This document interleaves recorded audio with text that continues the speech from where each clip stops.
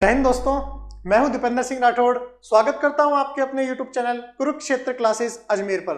तो दोस्तों, हमारी पिछली वीडियोस के अंदर साइंस की श्रृंखला चल रही थी हमारी, जिसके अंदर हमने विज्ञान की श्रृंखला में करीबन 9 वीडियोस अपन पढ़ चुके हैं और उनके बारे में सब कुछ क्वेश्चंस वगैरह अपन कर चुके हैं। मैंने आपको पहले ही बताया था, ये बहुत ही इंपॉर्टेंट क्वेश्चन है और आपको करने हैं, इनको याद करने हैं। इससे आपके क्या होगा, एग्जाम में एज इट इज आपको क्वेश्चन मिल जाएंगे। आज की कड़ी में हम फिजिक्स का एक और टॉपिक लेते हैं, जो शायद ये अंतिम टॉपिक होगा आपका, और टॉपिक का नाम है आधुनिक भौतिकी। आधुनिक भौतिकी से आपके कुछ कुछ क्वेश्चन आते हैं सेलेक्टेड, आर्मी के अंदर बिल्कुल सेलेक्टेड क्वेश्चन आते हैं, ज्यादा नहीं आते आधुनिक भौतिकी से, लेकिन कुछ कुछ क्वेश्चन कौन से आते हैं उनकी अपन चर्चा करेंगे। तो दोस्तों, बिना समय को व्यर्थ करते हुए अपन स्टार्ट करते हैं आज की वीडियो। तो पहला क्वेश्चन हमारा जो रहेगा आज का, वो रहेगा आपके पास पहला क्वेश्चन, परमाणु बम में निम्न सिद्धांत कार्य करता है। जो परमाणु बम होता है, आपने सभी ने सुना होगा, एटॉमिक बम। दुनिया धमकी देती है हमारे पास परमाणु बम है, हमारे पास नाभिकीय हथियार है, न्यूक्लियर वेपन है। वो परमाणु बम एक प्रकार का न्यूक्लियर वेपन है, ठीक है। तो जैसे पाकिस्तान भी देता है, साउथ कोरिया भी देता है, ठीक है, कि हमारे पास परमाणु बम है। तो परमाणु बम जो होता है वो किसके सिद्धांत पे काम करता है? तो परमाणु बम हमेशा नाभिकीय विखंडन पे आधारित होता है। किस पे आधारित होता है बताओ? नाभिकीय विखंडन पे। नाभिकीय विखंडन का मतलब क्या होता है? एक बहुत बड़ा नाभिक, ये एक बहुत बड़ा नाभिक है, ये टूटकर अगर दो छोटे छोटे नाभिकों में बट जाए तो इस प्रक्रिया को अपन क्या कहते हैं? नाभिकीय विखंडन कहते हैं, ठीक है। और ज्यादातर परमाणु बम बनाने के लिए किसका यूज किया जाता है? यूरेनियम 235 का। यूरेनियम 235 का उपयोग परमाणु बम बनाने में किया जाता है, आपको ध्यान रखना है ना। लेकिन आपको सिर्फ इतना सा ध्यान रखना, आपसे पूछ ले परमाणु बम में कौन सा सिद्धांत कार्य करता है, तो आप क्या बोलोगे? नाभिकीय विखंडन। चलिए आगे बढ़ते हैं अगले क्वेश्चन की तरफ। क्वेश्चन नंबर 2, नाभिकीय रिएक्टर में न्यूट्रॉन नियंत्रक के रूप में निम्नलिखित में से क्या प्रयोग किया जाता है? दोस्तों, मैं आपके लिए जो क्वेश्चन आए हो ना, ये सारे एग्जाम्स में आए हुए क्वेश्चन है, और मेरे हिसाब से आर्मी में इन्हीं में से एक पूछा जाएगा अगर आपके आधुनिक भौतिकी से क्वेश्चन आता है तो, और 100% एक क्वेश्चन आता है हमेशा, ठीक है। तो नाभिकीय रिएक्टर, नाभिकीय रिएक्टर क्या होती है? नाभिकीय भट्टियां, जहां पे परमाणु बम बनाने का काम किया जाता है, या नाभिकीय ऊर्जा को विद्युत ऊर्जा में कन्वर्ट किया जाता है, परिवर्तित किया जाता है, जिससे बिजली मिलती है हमारे को। उसके अंदर न्यूट्रॉन नियंत्रक के रूप में किसका? न्यूट्रॉन जो होते हैं वो बहुत तेज गति से चलने लग जाते हैं, तो उनको नियंत्रित करने के लिए कौन सी छड़ों का उपयोग किया जाता है? कैडमियम या बोरोन की छड़ें। कौन सी छड़ें? कैडमियम या बोरोन की छड़ों का उपयोग किया जाता है। इससे न्यूट्रॉन को अपन क्या कर सकते हैं? नियंत्रित कर सकते हैं। तो उम्मीद करता हूं आपको ये चीज समझ में आई होगी, अच्छा लगा होगा। ये क्वेश्चन बहुत अच्छा क्वेश्चन है। अगले क्वेश्चन की तरफ बढ़ते हैं। क्वेश्चन नंबर 169, नाभिकीय रिएक्टर में भारी जल D2O, ये D2O है, भारी जल D2O का प्रयोग किस रूप में किया? देखो, एक तो हमारा होता है साधारण जल, आप सभी को पता है। एक तो होता है आपके पास साधारण जल। साधारण जल का सूत्र क्या होता है सर? साधारण जल का सूत्र होता है H2O, है ना। एक होता है आपके भारी जल, एक होता है भारी जल, और भारी जल का सूत्र क्या होता है? D2O। इसमें ये D क्या है? इस ड्यू को बोलते हैं ड्यूटेरियम, है ना, ड्यूटेरियम बोलते हैं। तो ध्यान रखना, ये जो ड्यूटेरियम है, ठीक है, ये हाइड्रोजन का समस्थानिक है। हाइड्रोजन का क्या है? ये समस्थानिक है। तो भारी जल यानी D2O का उपयोग किसके रूप में किया जाता है? मंदक के रूप में किया जाता है। किसके रूप में किया जाता है? मंदक के रूप में किया जाता है। ध्यान रखना, भारी जल का उपयोग मंदक के रूप में किया जाता है। मंदक यानी अभिक्रियाओं को नियंत्रित करने के लिए। एक बार जब नाभिकीय अभिक्रिया स्टार्ट हो जाती है नाभिकीय भट्टी में, तो फिर उसको रोकना बहुत मुश्किल होता है। तो उसकी स्पीड को धीमा करने के लिए, ताकि वो जल्दी से ना हो, क्योंकि जल्दी होने से वहां पे बहुत ज्यादा ऊर्जा उत्पन्न हो जाएगी, वहां पे ब्लास्ट होने का खतरा होता है। जो आसपास काम कर रहे होते हैं श्रमिक, उनकी जान को क्या होता है? नुकसान। तो उसके लिए भारी जल का उपयोग किया था, ताकि वो मंदक थोड़ा सा धीमा कर दे रिएक्शन को, ठीक है, अभिक्रिया को थोड़ा धीमा कर दे। ये बहुत अच्छा क्वेश्चन है। न्यूट्रॉन को कंट्रोल करने के लिए किसका उपयोग किया जाता है? कैडमियम या बोरोन की छड़ों का। और अभिक्रिया को मंदक के रूप में किसका उपयोग किया जाता है? भारी जल का उपयोग। ये पूछा गया क्वेश्चन है आर्मी के अंदर, ध्यान रखना। ये क्वेश्चन पूछा गया, किस तरीके से पूछा गया था? नाभिकीय भट्टियों में मंदक के रूप में किसका उपयोग किया जाता है? आपका आंसर क्या होगा? भारी जल यानी D2O। चलिए आगे बढ़ते हैं अगले क्वेश्चन की तरफ। क्वेश्चन नंबर 180 जो है आपका, एक टीवी सेट को चलाने के लिए निम्न में से किस एक को टीवी रिमोट नियंत्रण इकाई द्वारा प्रयोग किया? देखिए, आपको बोला है, आप देखा होगा टीवी के अंदर रिमोट से आप चैनल चेंज करते हो, वॉल्यूम अप डाउन करते हो, वो कैसे हो जाता है? टीवी के रिमोट से टीवी कैसे चल जाती है? क्योंकि उस टीवी के रिमोट में कौन सी तरंगों का उपयोग किया जाता है? उस टीवी का जो रिमोट है उसके अंदर तरंगे होती है अवरक्त। कौन सी होती है? इंफ्रारेड। अवरक्त किरणें होती है। कौन सी किरणें होती है? अवरक्त। इनको अंग्रेजी में भी ध्यान रखना, इंफ्रारेड एज इट इज पूछ ली जाती है, इंफ्रारेड, ठीक है। अवरक्त किरणें, इनका उपयोग टीवी के रिमोट में किया जाता है। लेकिन ऑप्शन देखोगे तो आपको इंफ्रारेड नहीं दिखेगा, तो फिर क्या होगा? कई रिमोट्स में इंफ्रारेड की जगह रेडियो तरंगे भी उपयोग में आती है, तो आंसर आपका रेडियो तरंगे हो जाएगा। तो ध्यान रखना, इंफ्रारेड या फिर रेडियो तरंगों का भी कई स्थानों पर उपयोग किया जाता है। रेडियो तरंगों का भी कई स्थानों पर उपयोग किया जाता है, तो इस चीज को आप ध्यान रखिएगा।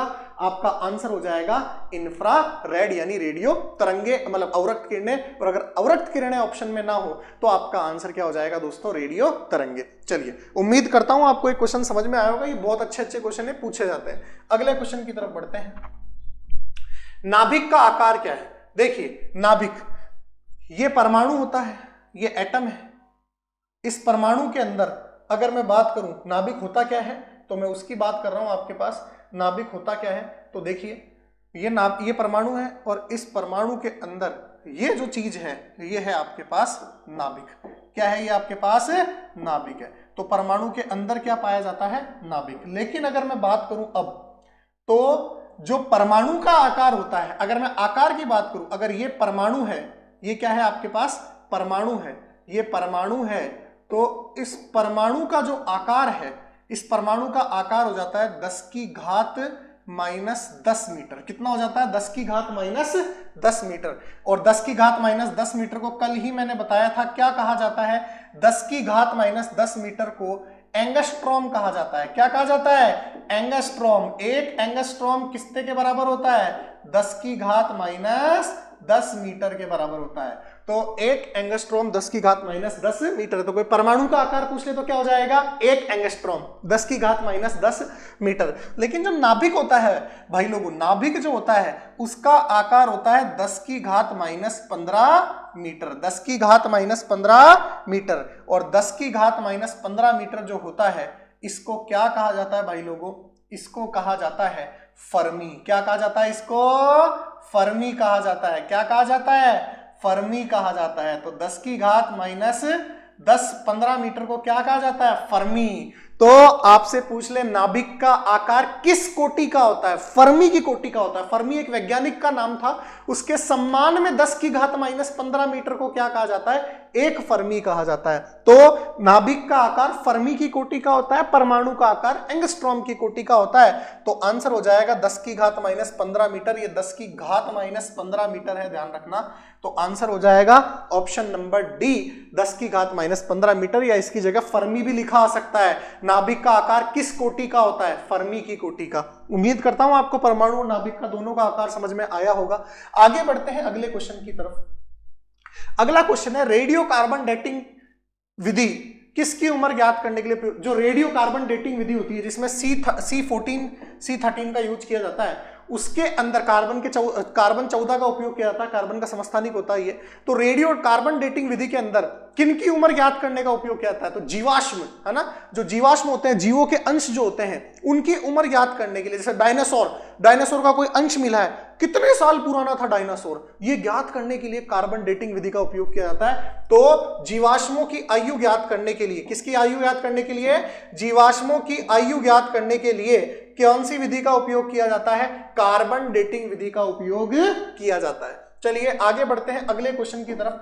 क्वेश्चन नंबर 183, हाइड्रोजन बम किस पर आधारित है? देखिए, परमाणु बम किस पर आधारित है? नाभिकीय विखंडन पे। एक बड़ा नाभिक टूट के दो नए नाभिकों में, छोटे छोटे नाभिकों में टूटता है, वो कौन सी विधि होती है? नाभिकीय विखंडन।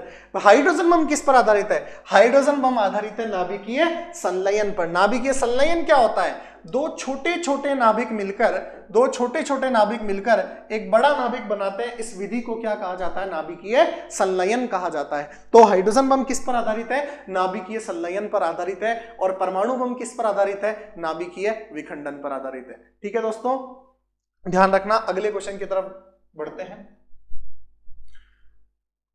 कौन सा धातु अर्धचालक की तरह ट्रांजिस्टर में प्रयोग होता है? इनमें से कौन सी धातु है जो अर्धचालक की तरह ट्रांजिस्टर के अंदर प्रयोग होती है? तो देखिए, अगर मैं बात करूं कि भाई ट्रांजिस्टर के अंदर कौन सी धातु है जो प्रयोग होती है, मतलब धातु है फिर भी अर्धचालक की तरह प्रयोग होती है, तो आंसर हो जाएगा आपका तांबा, है ना। कॉपर जो है वो धातु होते हुए भी अर्धचालक की तरह उसमें उपयोग में आती है ट्रांजिस्टर में। चलिए आगे बढ़ते हैं अगले क्वेश्चन की तरफ। रेडियो सक्रिय पदार्थ उत्सर्जित करता है, जो रेडियो एक्टिव पदार्थ है, रेडियो एक्टिविटी की खोज की थी हेनरी बेक्यूरेल और मैडम क्यूरी ने, है ना। तो उस जो जैसा कल वीडियो में बताया था मैंने आपको, एक क्वेश्चन आया था क्यूरी किसका मात्रक है, रेडियो सक्रियता का। तो रेडियो सक्रिय पदार्थ कौन सी किरणें उत्सर्जित करता है, ध्यान रखना, अल्फा किरणें, बीटा किरणें, गामा किरणें, तीनों उत्सर्जित करता है।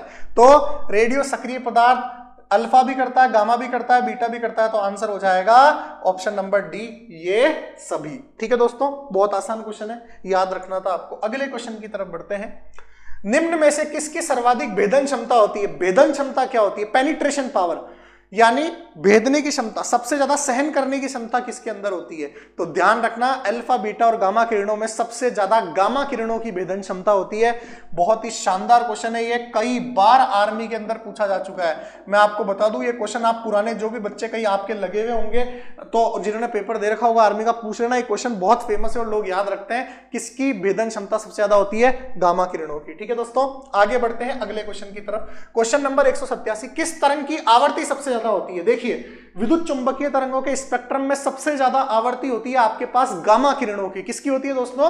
गामा किरणों की। तो गामा किरणों की आवर्ती सबसे क्या होती है?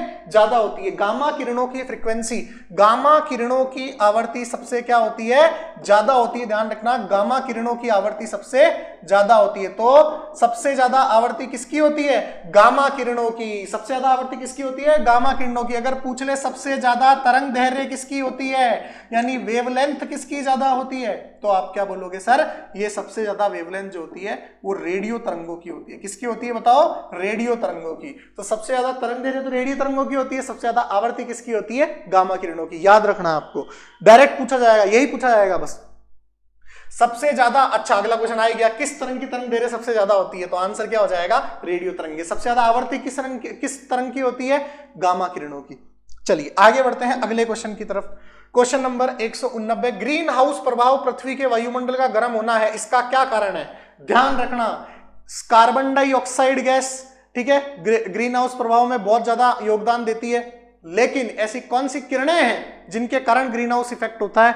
वो है अवरक्त किरणें। कौन सी किरणें होती है? अवरक्त किरणों के कारण ग्रीन हाउस प्रभाव को क्या मिलती है? वृद्धि मिलती है। ठीक है, ध्यान रखना, ये क्वेश्चन भी बहुत इंपॉर्टेंट है। ग्रीन हाउस प्रभाव किन किरणों के कारण आता है? अवरक्त। अब ये क्वेश्चन आपको याद करने, इसमें मेरा कोई काम नहीं, इसमें आपको डायरेक्ट याद रखना। डायरेक्ट क्वेश्चन आएगा आर्मी में, ग्रीन हाउस प्रभाव में किन किरणों का योगदान होता है? अगर आपको याद है, रिकॉल है क्लास के अंदर, अवरक्त किरणें, तो आपके पास डायरेक्ट टिक कर लोगे। और ये आपको इन क्वेश्चन की इंपॉर्टेंस अभी पता नहीं चलेगी, जब आप पेपर दोगे उस दिन आपको पता पड़ेगा कि हाँ, एक सर थे जिन्होंने इतनी मेहनत से क्वेश्चन लेके आए थे आपके लिए, और अगर आपने इनको याद नहीं किए तो आप उस समय पछताओगे।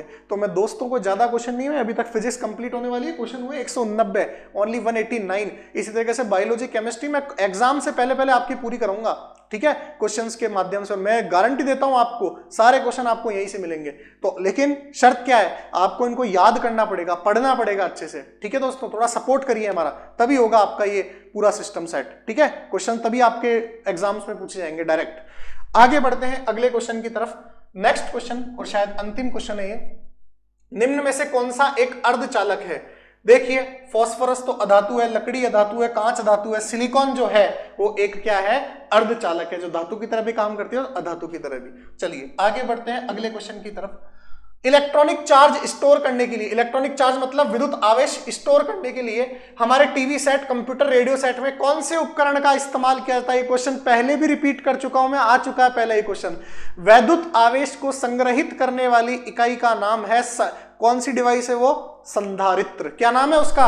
संधारित्र। जो वैद्युत आवेश को क्या करती है? स्टोर करती है, उसका नाम क्या है? संधारित्र। और इसको अंग्रेजी में क्या कहते हैं? इसको अंग्रेजी में कहते हैं कैपेसिटर। मैंने कहा था अंग्रेजी में भी ध्यान रखना, और देखिए आ गया ये कैपेसिटर, हिंदी में लिखा हुआ आ गया एज इट इज। तो संधारित्र को ही क्या कहा जाता है? कैपेसिटर कहा जाता है। तो विद्युत आवेश को संग्रहित करने वाली इकाई का नाम क्या है दोस्तों? कैपेसिटर। तो दोस्तों उम्मीद करता हूं आपको ये कहानी समझ में आई होगी, और ये क्वेश्चंस आपको अच्छे लगे होंगे। देखिए ये क्वेश्चंस ऐसे हैं, ये 15 क्वेश्चन कराए मैंने आधुनिक भौतिकी के, इन 15 में से आपके बाहर नहीं जाएगा क्वेश्चन। जो इंपॉर्टेंट थे मैंने आपके सारे सम्मिलित कर लिए। अब फिजिक्स में सिर्फ आपका एक टॉपिक बाकी है जो मुझे अभी याद आया, उसकी भी वीडियो मैं आपके लिए कल दे दूंगा आपको। उस टॉपिक का नाम है यंत्र, प्रमुख यंत्र। यंत्र से भी कभी कभी क्वेश्चन आ सकता है। वैद्युत आर्द्रता को कौन मापता है ना, आर्द्रता को कौन मापता है, और भी जो आपके वोल्टामीटर क्या होता है, ये सब आपके आ सकते हैं। तो ये मैं आपको कल की वीडियो में दे दूंगा, लेकिन उसके बाद में आपकी पूरी फिजिक्स क्या हो जाएगी मेरी तरफ से समाप्त। सारी फिजिक्स को क्वेश्चंस के थ्रू मैंने कवर कर लिया है।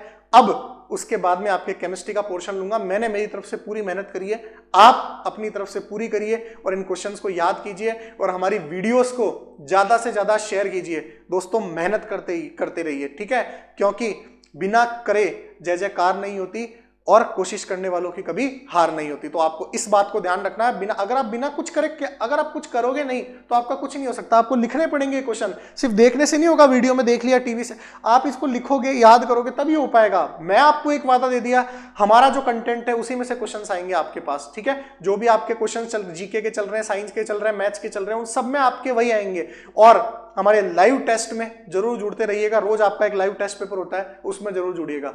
चलिए दोस्तों, इस वीडियो को पसंद आई तो लाइक कीजिएगा, शेयर कीजिएगा, हमारे चैनल को सब्सक्राइब कीजिएगा। जय हिंद, जय भारत।